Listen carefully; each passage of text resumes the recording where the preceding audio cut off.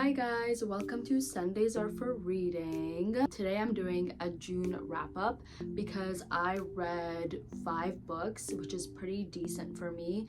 I feel like I was struggling with the number of books that I read. Not that that's everything, but I took a social media break, so I ended up reading more books, which I'm really happy about. So I just wanted to give a little wrap-up of what I read. So the first book I read in the month of June was Sharp Objects by Gillian Flynn. I read Gone Girls by this author and I really liked it, so I was like, okay, I'm gonna read this next. So if I'm looking here, it's because I have little notes. This book is about a reporter named Camila. So she's a reporter for the Chicago Post, and she returns to her small town where she grew up to cover a disturbing story about 2 preteens that were murdered, and both of the victims were strangled and their teeth were removed. So she's covering a story on that, so it's kind of like a whodunit type of vibe.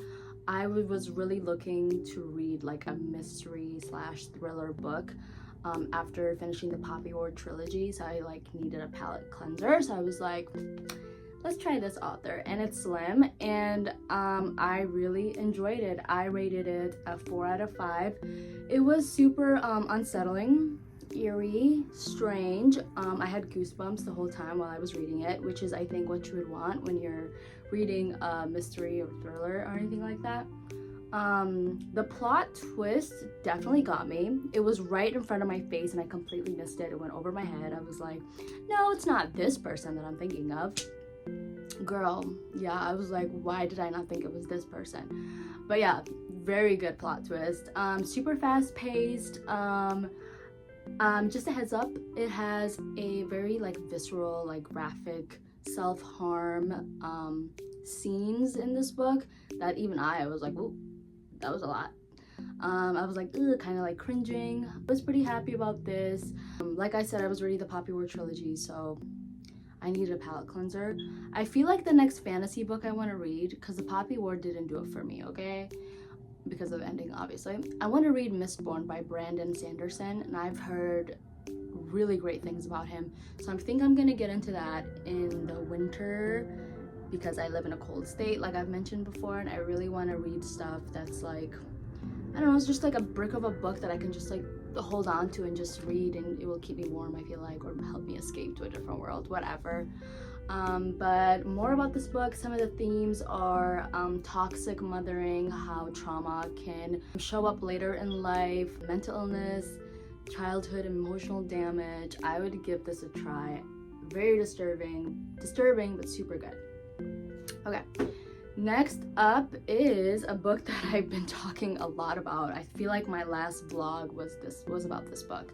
It's Lolita by Vladimir Nabokov. Lolita is a book about a middle-aged European pedophile, Humbert, who falls in love, I use that very lightly, who falls in love with a 12-year-old American girl named Dolores Hayes, or Lolita, which is what he calls her.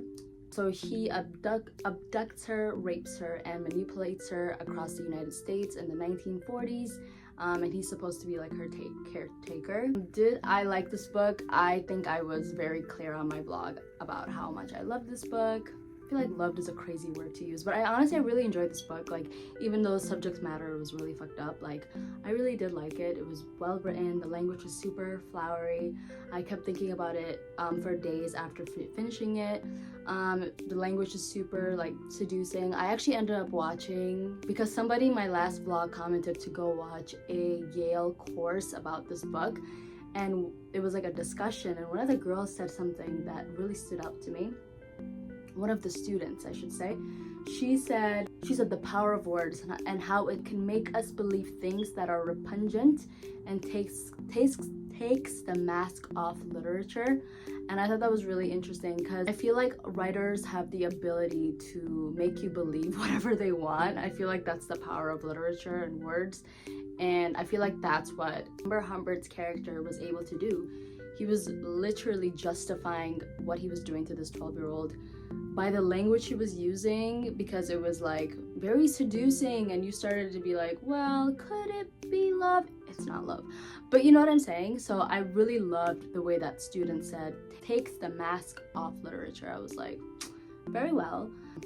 He's just really good at justifying his sickness and manipulates the reader. Do I want to say anything else about this? I did mention that I wrote down that I thought he was super funny, because there were definitely moments when I was like, LOL, laugh my ass off.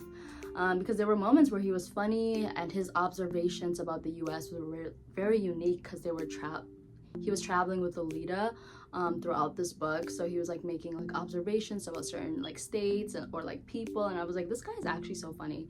I gave it a 4.5 out of 5. I took away the 0.5 because of the subject matter. So I feel like I probably am not doing this review of this book justice. I feel like there's probably someone that has like a college degree in freaking, I don't know, Vladimir Nabokov's books or whatever. All I can say is that I really enjoyed it. Some of the themes are childhood abuse, obviously, manipulation, power dynamics, obsession, and morality. Give this a try if you haven't. I really like this. I honestly have been thinking about doing a reread just to see if I was missing anything, or but then the subject matter is so disturbing to me. I don't know. I'll revisit that in the future. Next book I read is, also I talked about this in my vlog, The Little Friend by Donna Tartt. So this novel revolves around an unsolved murder of Harriet's brother Robin, who was found hanging from a tree when he was just 9 years old. Harriet, who is now 12, becomes obsessed with finding out who murdered her brother and bringing him justice. So did I like this book? I feel like I have very complicated feelings about this book. I gave it a 3.5 out of 5. It was good. It was written well. It definitely transported me to Mississippi in the early 70s. It touches on prevalent topics such as racism, class, and loss, which are themes I love to read about. But I went into it expecting a murder mystery, and I feel like I didn't really get that. I think I know I keep like repeating, I mentioned this in my last vlog, but I feel like we didn't really get much in-depth story about Robin in the second half, so that kind of like upset me. And I kept comparing this to The Secret History and The Goldfinch, which maybe was a mistake, I'm not sure, because this book only follows multiple POVs, which I didn't really love. I also didn't love that Harriet was 12 years old the entire 500 and something pages of this book, so it just felt like, first of all, I'm not 12, so I like couldn't relate. Really wish we could have seen her like growing up or like aging like in her teens or like 20s, because even though like in The Secret History Richard is a morally corrupt character, as well as Henry and all of those guys, including Camilla, there were things you could still relate in a way. There were things, I don't know, because it's just like there were things I could find and be like, oh yeah, like in my early 20s, you know, I wanted to like be in this certain friend group and we thought we were going to be BFFs forever in college, blah blah blah, you know what I'm saying? Or like The Goldfinch with like losing someone you love, or drug addiction, all that stuff. There were things you could relate to. On this one, I just felt like she was too young, and I understand it's a coming of age story, but I just needed more. I wanted more. I feel like The Secret History and The Goldfinch were super memorable, and this was kind of memorable, but not really. If the next Donna Tartt drops, I will still read it, but I just did not love this one. It was good, but I didn't love it. I wanted more. Focus on the murder mystery aspect and coming to a sort of conclusion. That's just me. All right, next up is Bonjour Triste by Franco Sagan. I was supposed to Google how to properly say this person's last name and I didn't do that. Dang it. I just finished this a couple of days ago, but this one, all is well with spoiled 17-year-old Cecile, who is staying at a villa with her playboy father on the seaside of France during the summer months until her late mother friend Anna joins them and begins a romantic relationship with Cecile's father, which changes the trajectory of Cecile's life. So some of the themes in this book: coming of age story, love, it's about love, loss, jealousy, motherhood, stepmotherhood maybe, because it's not really about her real mother, but her stepmom instead. I rated this a 4.5 out of 5. It was well written, fast paced, super atmospheric. It was set in the French Riviera. I felt like I was like soaking up the sun. At least the characters were, but I just imagined that I was there.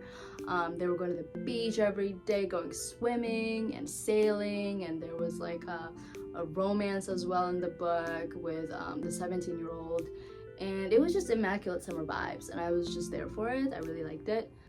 It's a slim book, and I keep saying it has all the summer vibes, but it was also packed with a punch. It's a scene I keep going back to, it's not gonna spoil anything, where Cecile, her father Raymond, and the woman he's dating, Anna, they meet up with Raymond's old friends, the Webbers is what they're called, and they're having dinner with them. And after the dinner, they're very like superficial, they care about wealth and all this stuff. And later on, Anna just makes an observation, and she tells Cecile, like, you know, those types of men, they rely too much on their wealth and their looks, and look where, you know, they end up once they get older. Like, what are they gonna have? Because, you know, your looks fade, and, you know, you're just gonna pay your way through life. Like, you're gonna like date younger women. And she was just like telling her like looks and money is not everything. And I was like, ooh, that's an interesting observation.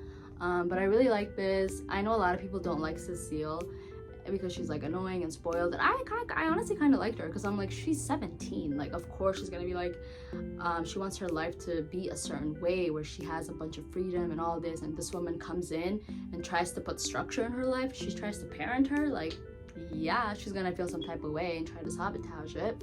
So yeah, super duper good. I really enjoyed this. Okay, next up, I finished What I Talk About When I Talk About Running by Haruki Murakami. So this is Murakami's memoir about running and his participation in races like triathlons, ultramarathons, and marathons, and how those races are intertwined with writing. I literally finished this morning. I absolutely loved it. It was so inspiring. It was fast-paced. Like I mentioned last time, I think I mentioned it in my last 2-3 videos ago, that I'm like a runner. Like I've always done cardio, like running on a treadmill, but I started running outside about a year ago.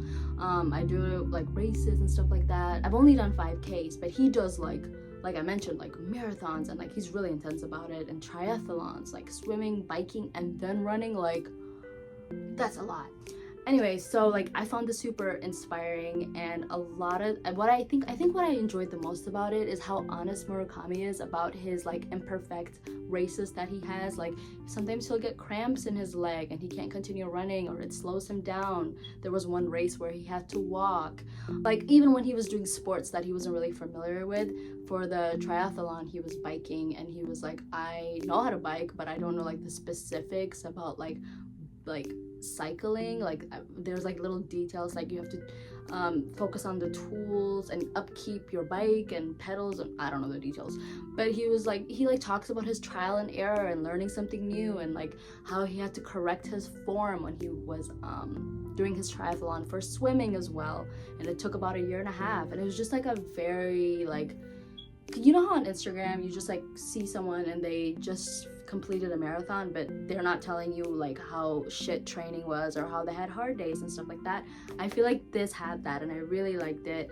I actually ended up I took a nap, and then I went on a run, and it was a really hard run today because it was super freaking hot out. Like the humidity was crazy, and I was like, oh my god, I feel like I'm gonna die.